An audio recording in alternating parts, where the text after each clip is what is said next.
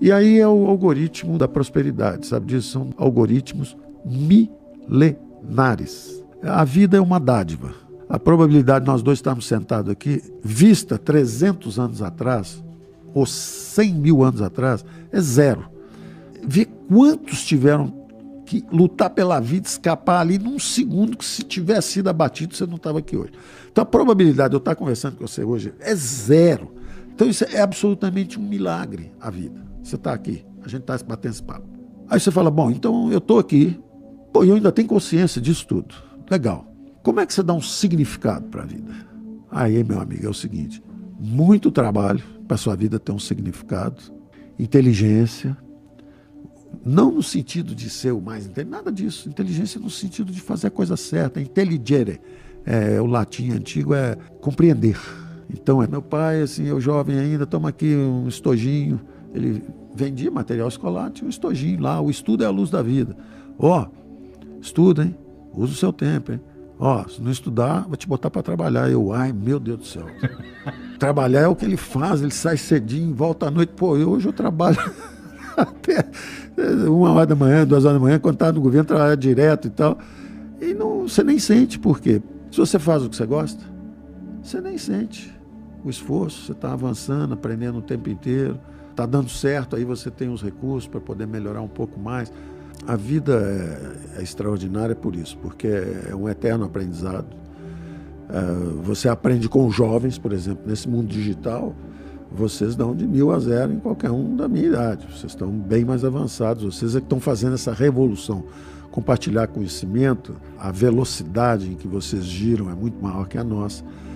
Agora, nós podemos contribuir com fundamentos, né? Vocês fazem, às vezes, a curva muito rápido e sai da estrada. Então, é importante estar sempre com os fundamentos do seu lado. Tem jovens que trabalharam naquela época comigo, para quem eu dei o primeiro livro do Warren Buffett, 40 anos atrás, 30 anos atrás, e eles são hoje os grandes gestores de patrimônio no cenário brasileiro. Entendi. É um prazer imenso você pegar um jovem e falar assim, olha, lê esse livro. Aí o cara domina aquela técnica e fica melhor que você e consegue criar uma empresa nova, sai do banco, funda uma nova empresa e toca o barco. E você pode dizer, esse é o Warren Buffett brasileiro, esse outro aqui é o... Então, é muito interessante. Eu tive essa oportunidade de ter uma vida bastante rica do ponto de vista intelectual. Qual é, Paulo? Com todo respeito. Do financeiro também. Porra. Não, o financeiro é um produto. Você sabe disso. É engraçado isso. Quando nós montamos a nossa primeira experiência financeira, que foi o banco, o sócio que nos convidou para essa conversa, ele disse o seguinte, vamos botar aí, preencha aí. Vamos botar em ordem de preferência. Entregou para os 3 sócios, eu era um dos 3. Coloca em ordem aí. Nós estamos juntos para, primeiro, ganhar muito dinheiro. Segundo, nos divertirmos. Terceiro, conseguimos atingir a excelência no que fazemos.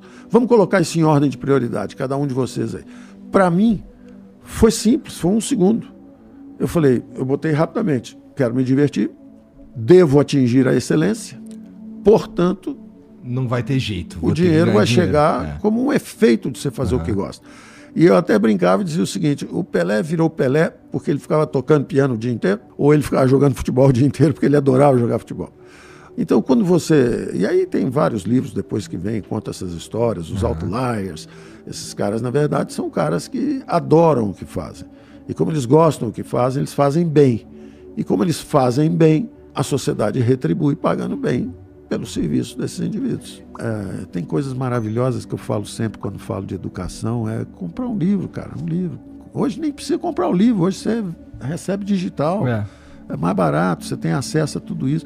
Tem um cara que estudou a vida toda, escreve um livrinho para você, você compra aquilo por R$20, R$30. Hoje digital deve ser R$5, R$1. Mas vamos estudar que o estudo é a luz da vida. Estava escrito no meu estojinho, eu acreditei naquele negócio. Umas dicas de investimento. Agora, por exemplo, o juro está mais alto, a dica é ficar na renda fixa. Ali na frente, cai a inflação, vai reduzir o déficit. Se isso acontecer, aí os juros caíram, aí você vai para outro investimento. Renda passiva.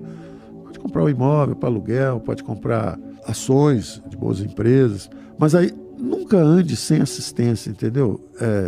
Se você não é do ramo, é uma coisa que eu me clinicar.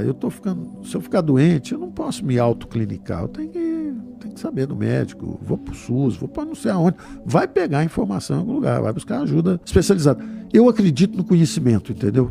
Eu acredito no conhecimento. O conhecimento é libertador. Não é só do ponto de vista profissional. O conhecimento realmente pode trazer prosperidade para você como pessoa, porque aumenta a sua produtividade, aumenta o seu salário, te dá mais possibilidades de ascensão profissional. Mas ele também vai melhorar a condição da sua empresa, sua produtividade na empresa. Tudo isso também melhora. E você tendo gente que também interage e traz conhecimento para o jogo. E como eu digo, conhecimento não é só escola, não é só estudo, não é só livro, não. É conhecimento, é muito mais amplo. Tem conhecimento que passa na família, tem conhecimento que passa em conversa com amigos, informações. Aí, da mesma forma, a prosperidade dos países. Os países avançam. É aquilo que... O Japão não tem nada de recurso natural. Está lá, tem uma boa renda per capita, tudo. Então, eu acredito nisso. Vai aprendendo. Agora, leia.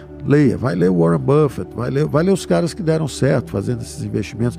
Vamos estudar que o estudo é a luz da vida. Estava escrito no meu estojinho, eu acreditei naquele negócio. E isso era uma coisa que o filósofo da ciência, o Karl Popper, dizia: a primeira responsabilidade do intelectual é dominar o seu campo. Estuda tudo, lê tudo, vê todos os ângulos. Vai ser sempre muito difícil se atualizar, mas tente. Depois tente os campos correlatos, para você exatamente aprender com coisas, por exemplo, um economista tem que conhecer a história, precisa conhecer um pouco de sociologia, ciência política, ter cuidado para não se perder.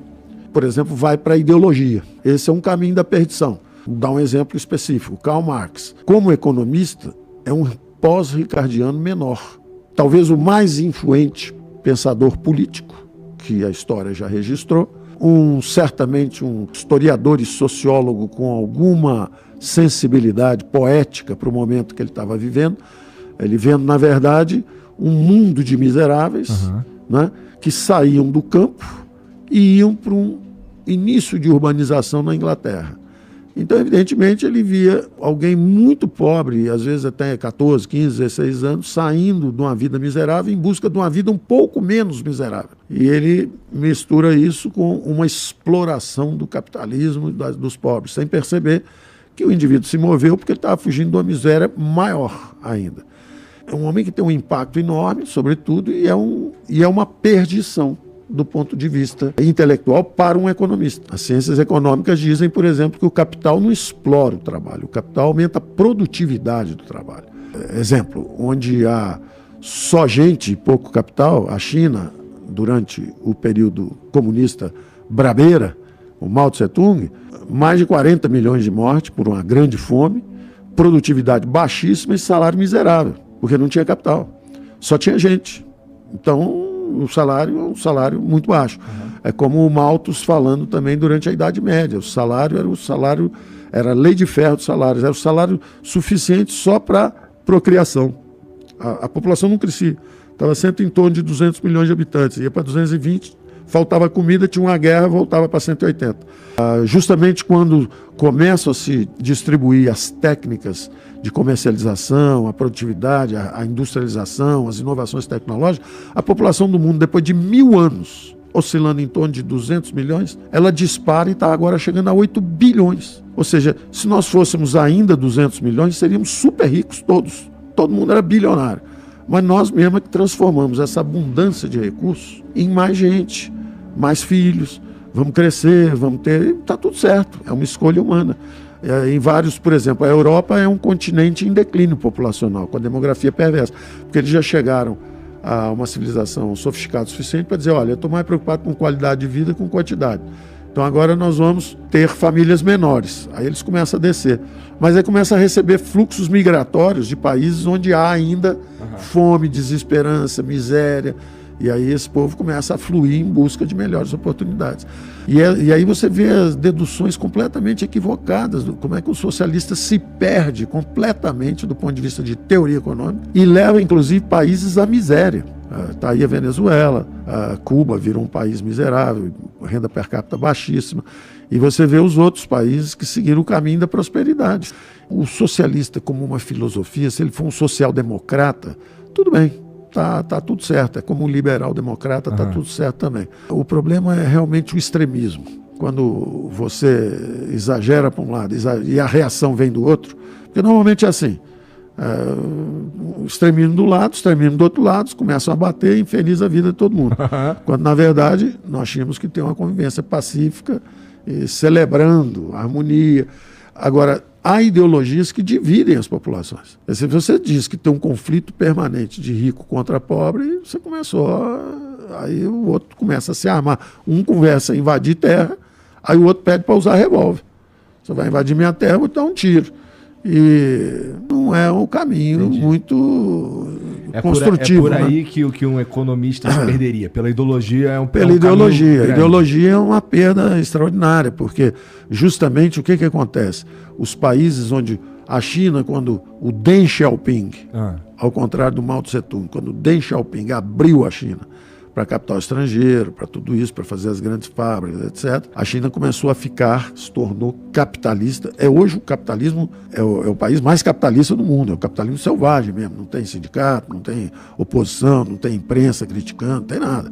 É capitalismo pau puro, 5.0. Só que é uma sociedade politicamente fechada. Mas o que acontece? Quando tem acumulação de capital, nos últimos 30, 40 anos, foi a maior escape à miséria que a humanidade já executou. São quase 4 bilhões de seres humanos. Na verdade, não é só a China. É a China, é o Paquistão, é a Indonésia, é a Índia.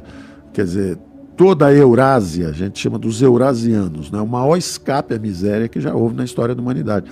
4 bilhões de seres humanos escapando da miséria através da acumulação de capital. É claro, se você tem tecnologia na sua mão, se você tem capital, se você tem capital institucional, inclusive, boas instituições funcionando, tudo desliza, tudo suavemente. O meu pai não tinha curso superior, mas o país crescia 7% ao ano, 10, 15, 20 anos seguidos. Mesmo quem não tem educação consegue melhorar na vida. O que acontece normalmente é que os regimes dirigistas que a gente chama de planejamento central, etc., eles fecham politicamente, começam a fazer fábricas, instalações industriais, hidrovias, ferrovias, aeroportos, vão fazendo aquilo, porque são tecnologias conhecidas. Então você cresce, essa história da União Soviética, é do Brasil no regime militar, é da China hoje. Você cresce 10, 20, 30 anos rapidamente, porque você está aplicando maciçamente aquelas tecnologias todas. Só que é um sistema que, primeiro, às vezes não cuida do capital humano. No caso brasileiro, o nosso regime militar investiu bastante em infraestrutura, com as empresas estatais, Eletrobras, Telebrás, Siderbras, Petrobras, Nuclebras, Portobras, mas esqueceu do capital humano. Educação, saúde, saneamento, esqueceu. Quando nós redemocratizamos, nós fomos nessa direção, mas não tivemos a capacidade de transformar o Estado. Justamente o Estado fazer o seguinte: em vez de fazer chapa de aço com prejuízo, privatiza e usa os recursos na educação, na saúde, no saneamento, vai na outra direção. Nós ficamos prisioneiros, nós não conseguimos fazer essa transição até hoje, ela é uma transição ainda incompleta. Então, por isso que o Brasil atravessa, às vezes, crises econômicas sérias. No final do governo militar, nós havíamos tomado dívida externa excessiva para financiar gastos do governo, sempre o governo que vai gastar, que vai salvar o país, etc. Nós fomos para endividamento excessivo externo. Aí tivemos crises cambiais recorrentes. Aí depois começamos a financiar com moeda. Aí fomos para 2 surtos de hiperinflação. 5.000% em 89 e 2.500% em 94. E aí, nesses últimos anos, o que aconteceu é que a gente aprendeu que não devia tomar dívida externa em excesso, não devia emitir moeda em excesso, mas se endividou em bola de neve. Isso acontece com os países que acham que é o governo que vai resolver tudo. Aí você se endivida em bola de neve. Quer dizer, se em vez de estar gastando isso com juros, você poderia, por exemplo, dizer: olha, jovens, vocês que não conseguiram emprego, porque houve uma grande recessão em 2007, 2008, e vocês não conseguiram emprego depois de se endividarem para estudar, vou dar um perdão para vocês. Não pode, porque está pagando o juro da dívida. Que foi um caso bastante parecido com o Brasil também. O Brasil se endividou em bola de neve por 2, 3, 4 décadas. E aí gastava 400 bilhões de reais, são 40, 50 bilhões de dólares ano, só com rolagem da dívida. Quer dizer, vira o paraíso dos financistas e o inferno dos empreendedores, com juro alto, o inferno dos consumidores, também com crédito caro. Então, as ciências econômicas te ajudam a manobrar nesse espaço, entender o que você pode fazer, que é legítimo, são legítimas aspirações sociais de uma democracia emergente. O Brasil quer reduzir a desigualdade, o Brasil quer investir em igualdades de oportunidades educacionais, o Brasil quer resolver o problema de saneamento, tudo certo. Agora, você precisa ter eficiência. gerir bem os recursos. Senão você, a pretexto de ajudar a turma do lado de cá, você acaba tornando a vida deles um inferno, que é o que aconteceu com Venezuela, com a Argentina, com esses países que não souberam ter uma boa gestão. Você realmente só consegue avançar se você tiver críticas que estejam à altura também do seu conhecimento. Porque você aprende. Quando comecei a ler economia, eu li era o outro lado. Eu li era o Gunnar Myrdal, era o Paul Baran, era o Suíça, era tudo guru de esquerda. Eu li. Comecei a aprender, estudar, aí aprendi o outro lado, aí depois eu virei um keynesiano quando li no original, aí fui parar em Chicago, aí tive que ver o inverso, que não era bem assim, era o contrário, aí veio uma síntese, uma geração nova que fez uma revolução científica, e aí você vai aprendendo a respeitar o conhecimento, e você separa a ideologia, tem lugar, você quer, não, a minha ideologia é de esquerda, eu quero ajudar a reduzir a pobreza e tal. Se você dominar a ciência, você ajuda mais o seu lado do que você não dominar. Se você não dominar, você vai fazer muita merda, não é pouca merda. E fazendo muita merda, você perde a próxima. Entendeu? Então, mesmo se você quiser ir para um lado ou para o outro, usa a teoria econômica, usa a ciência. Ciência é forte, ela é testada. Por exemplo, o Diocleciano, imperador de Roma, resolveu congelar o preço da vela, porque estava subindo muito, estava ficando caro. Uma daquelas guerras lá, não estava chegando o combustível que eles usavam na época, e não estava chegando a cortiça, na verdade a cera, e aí ele congelou o preço, porque estava subindo o preço. Roma ficou às escuras, aí sumiu mesmo. Então, durante a pandemia, teve gente que sugeriu congelar preço de vacina, congelar preço de remédio, congelar preço disso, preço daquilo. Quer dizer, os caras não entendem, o troço vai sumir. Só o rico que vai comprar. Se você congela o preço do remédio, ele vai ser levado na sua casa por 15 vezes o preço de quem tem dinheiro para comprar. E quem não tem, não tem na prateleira mais. Se você não congelar, ele aparece lá. Mas está caro. Dá o auxílio e ele compra também. Da mesma forma, educação. Oportunidades educacionais. O menino tem direito de estudar onde ele quiser. Escolhe onde você quer estudar, está aqui o recurso. Agora, emprestar o dinheiro para alguém que já é frágil, vulnerável.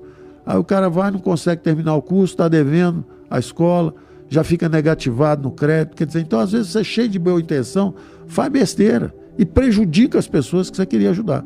Então, mensagem, vale a pena estudar, vale a pena ouvir o outro lado. Vale a pena trabalhar com o outro lado, conversar com o outro lado, para saber qual é a preocupação. Eu aprendi muito com caras que conheciam pouca economia, mas tinham muita preocupação social. Eles falaram, cuidado com isso aqui está errado, vocês precisam dar um jeito. A gente, vamos ouvir, vamos atender de uma forma tecnicamente correta, eficiente, sustentável, efetiva. O Brasil tem recursos para reduzir todos os desvios. O que não pode é desviar dinheiro e princípios. Aí você não resolve os problemas nunca. Então é por aí.